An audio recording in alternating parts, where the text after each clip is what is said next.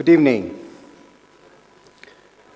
I'm going to be speaking about how challenges look from the vantage point of a social enterprise. So we are a social sector organization. I represent Deshpande Foundation. And Alina, who spoke before me, has made my job a lot easier. So any challenges are there all around. And in fact, without challenges, life wouldn't be what it is. But then challenges or problems at a societal level, how do societies deal with it? So society is made out of individuals, you, me. How do individuals look at challenges? We have type A individuals who will just be oblivious of any problem, any challenge that's there. It doesn't make a difference whether it's there or not there.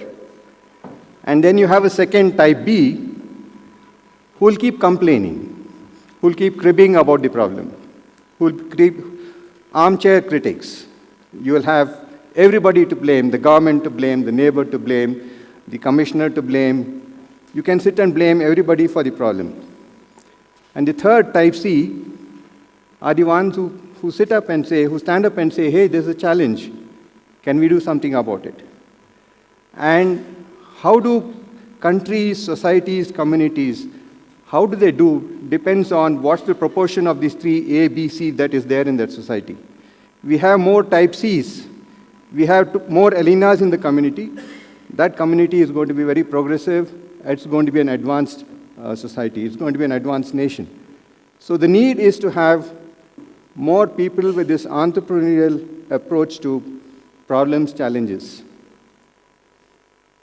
At Deshpande Foundation, the way we look at the situation is that if you look at India, we are a country of about 1.4 billion.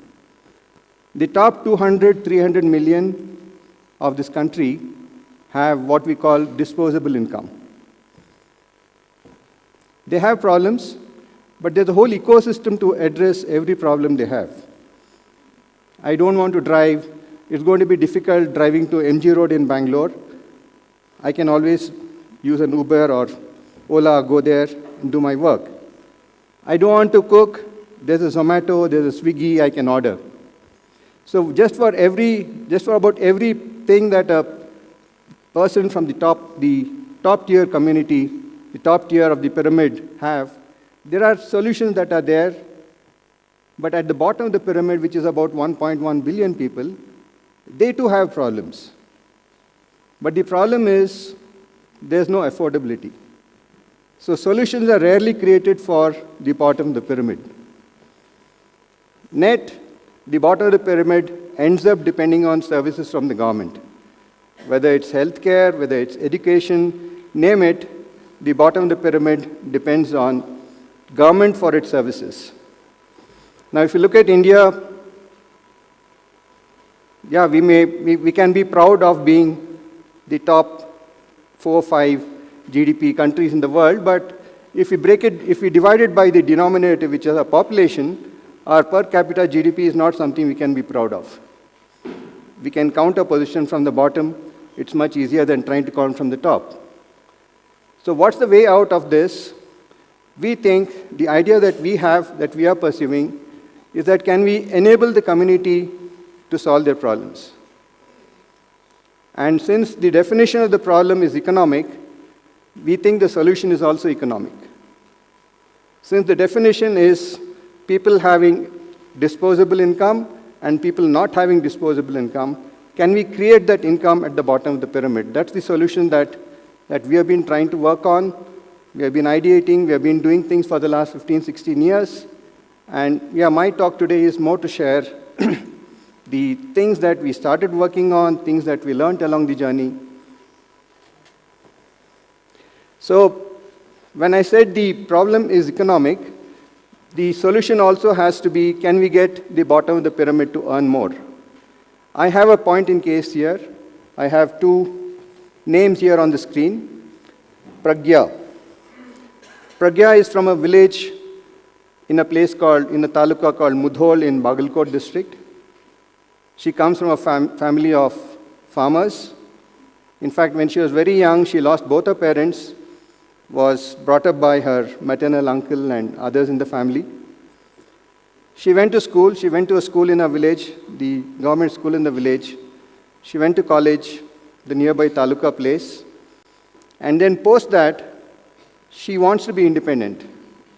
But then it's not easy to get a job, especially if you have done your schooling in a village school, studied in a vernacular medium school, then did college from a small town, and you've done what we commonly call as a degree. You earned your degree, a BA, BCom, BSc. It's not easy to earn a job. The next person there is Mr. Chetan. His story is not different. He's from a village in Belgaum. He's done his college, but then difficult to earn a job. If we try and look, what is it that is the hurdle for these people to earn a job?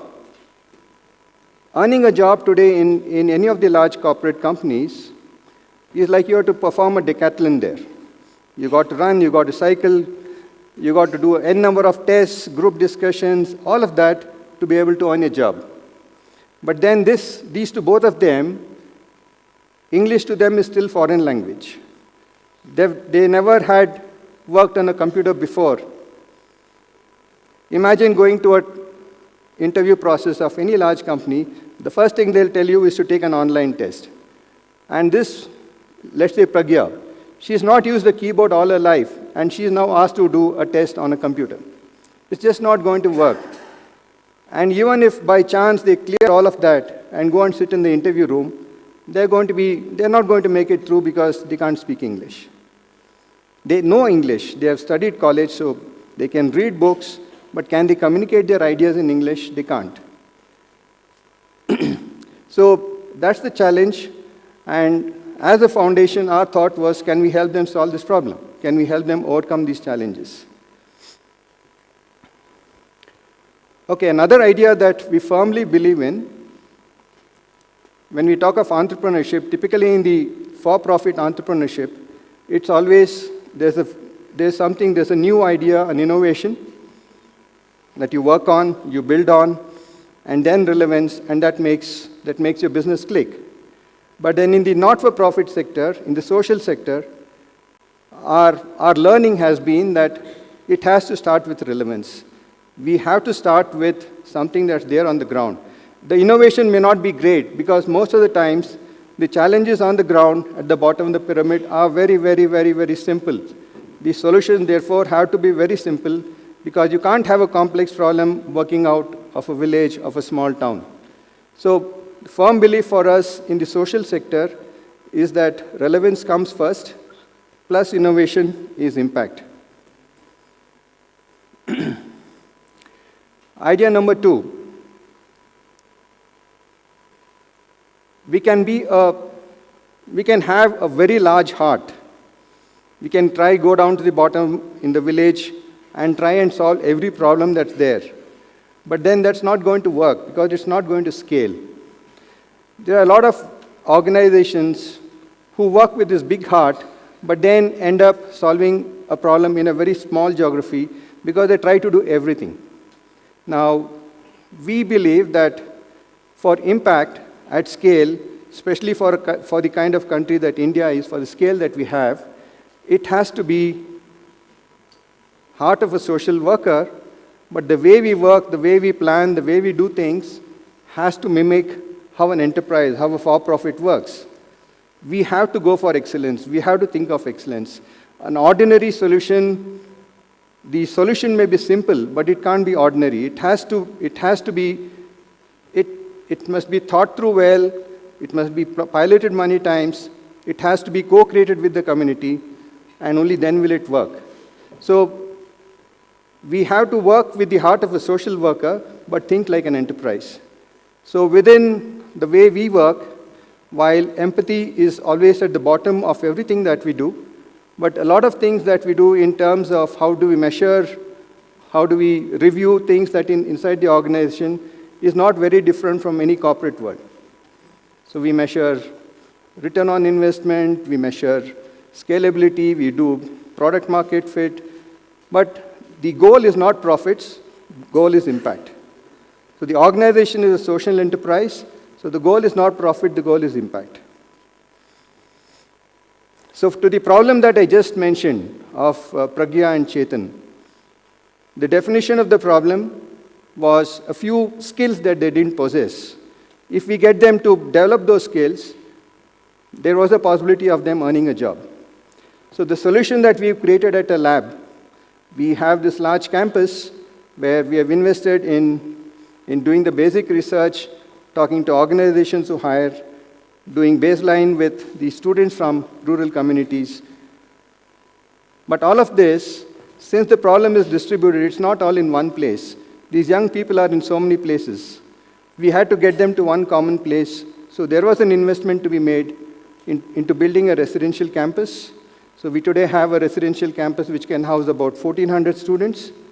They've all passed out of college, but can't earn their jobs.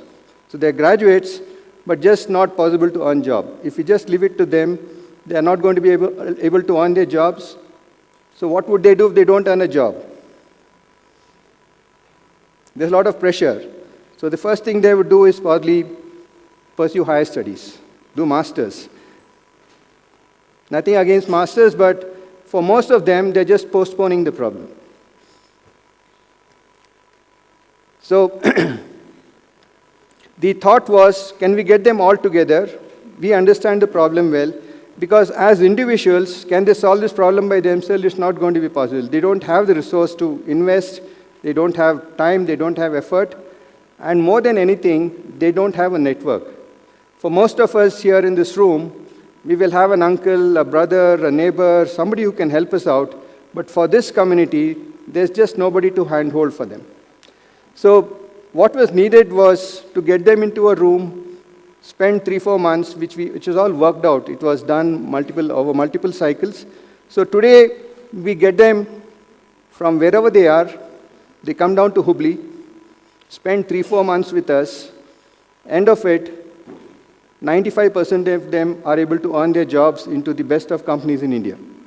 And every year, out of Hubli campus, we are able to place about 2,000 students from rural, from below poverty line families, who go join these companies, earn a good job, earn a good salary, send back money home, and make a difference to families in the village. Now, while we do all this, 2,000 is such a small number. Because if I just look at northern part of Karnataka, about 1.5 lakh students pass out every year. Across India, there are 85 lakh students who pass out every year from colleges, about 40,000 colleges, and there are about 11,000 universities. When India won independence, we were about 17 universities. Today, we are 11,000 universities. When India won independence, we were a few thousand colleges, 2,000 odd colleges. Today, it's 40,000.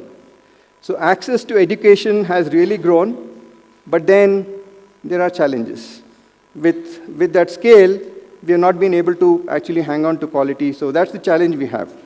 And challenge number 2 that we see is that in the past, a few decades back, people were hired for their qualification, people were selected based on their marks.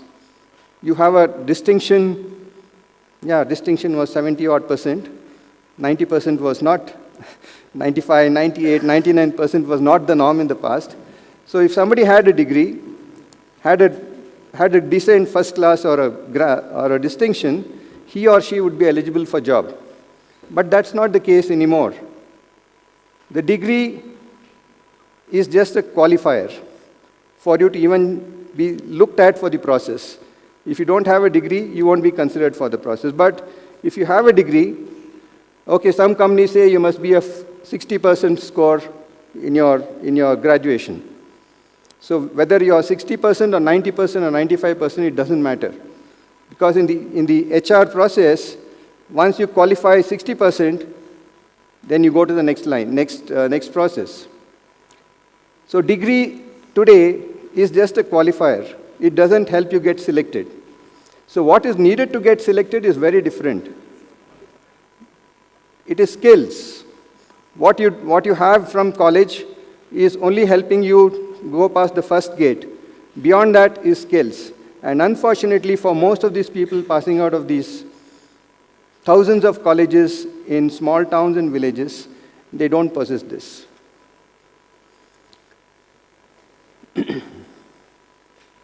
So there are other challenges, especially for girls from the small towns and villages. They face a huge challenge that the society around them, their parents, the community around them, is not open to them going out and working. And especially if they have to relocate to a place like Bangalore, Chennai, Hyderabad, Pune, it's a big no-no. So there are challenges. There are mindset challenges. The problem is also that the 85 lakh students who pass out are all across the country. They're all not in one big pocket. They're everywhere.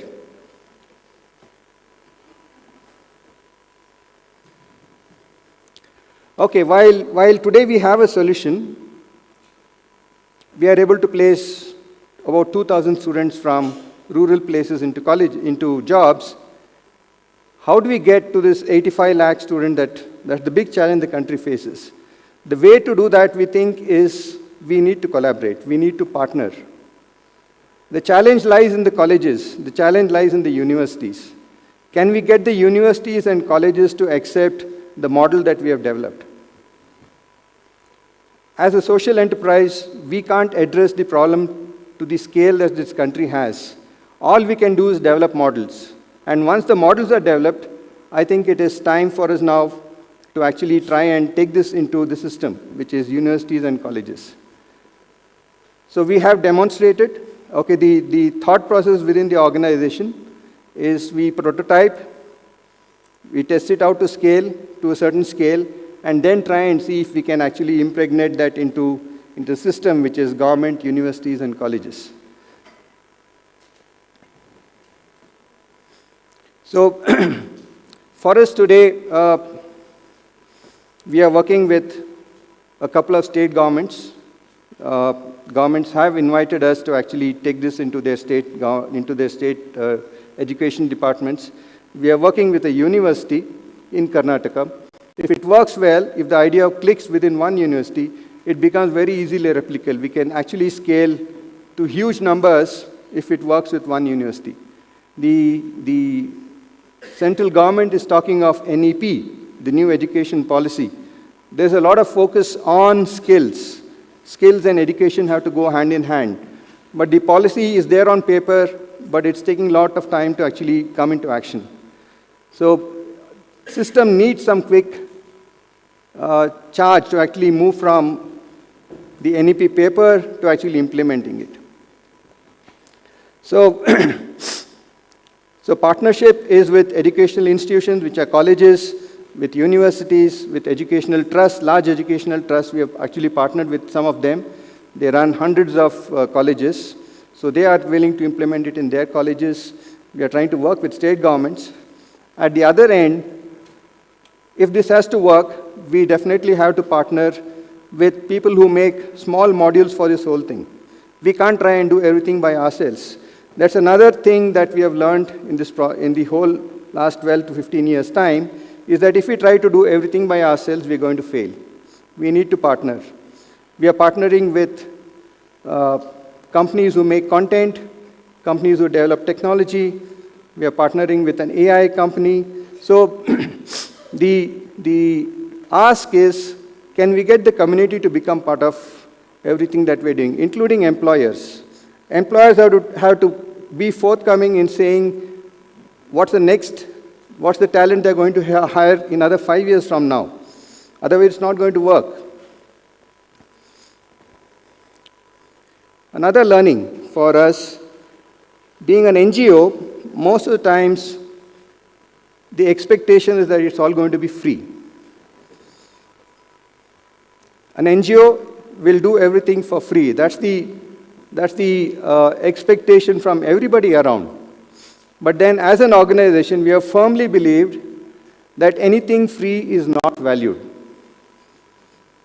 So while we serve communities, I'm just mentioning one piece of work we do, which is helping young graduates from villages to go into jobs. We are also working with farmers. We are working with children in village schools. We are working with women to have form self-help groups.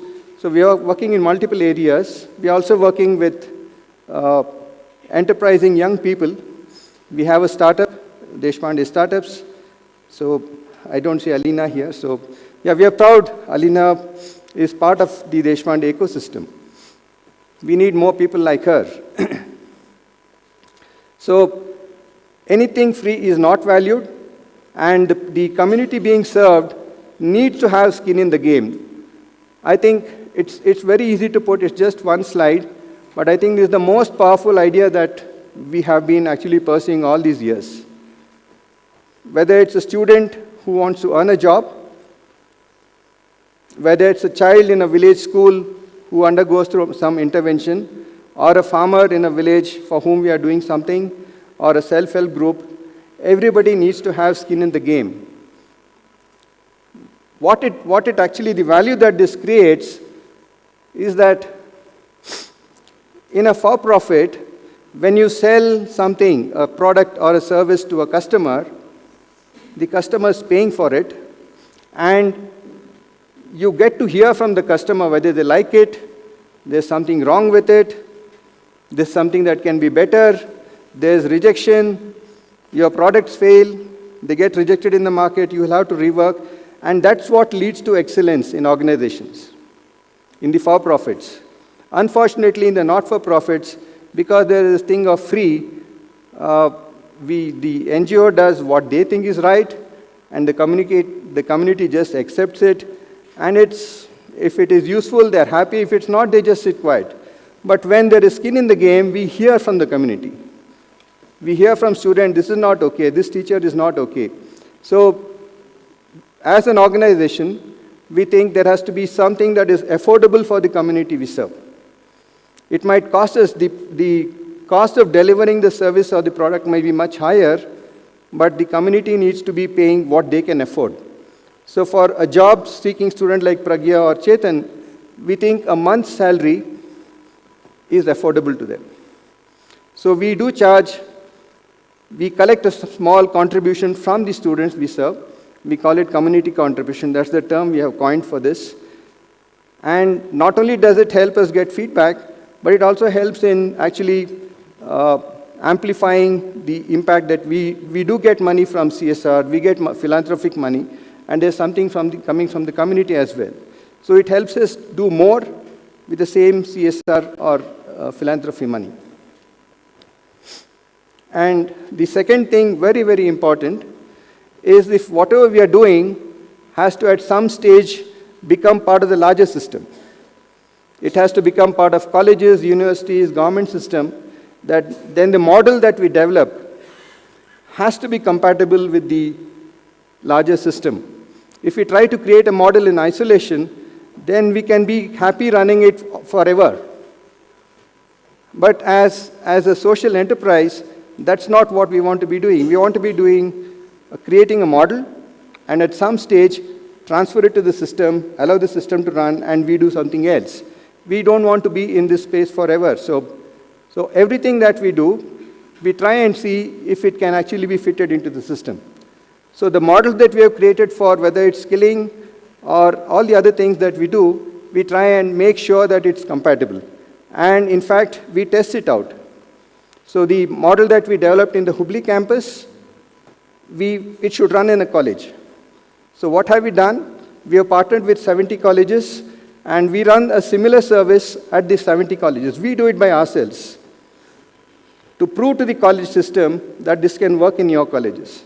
We have been doing it for the last 3 years with our own staff, with our own money, and at some stage, we are sure the colleges will start accepting it, the universities will start noticing it. That's the propagate part.